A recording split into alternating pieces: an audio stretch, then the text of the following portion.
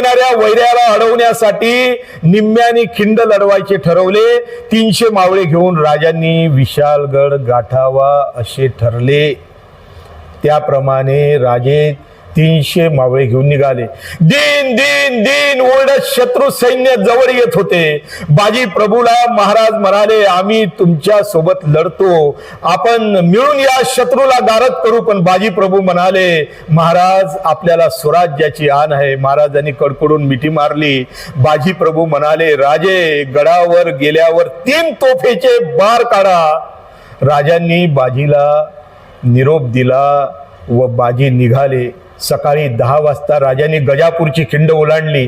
विशालगड जवळ यायला लागला तसे आदिलशाही सैनिक दिसायला लागले। त्यांचा मोरक्या होता जसवंतराव दळवी, पालानकरांनी शृंगारपूरचा सूर्यराव सुर्वे। महाराजा सकट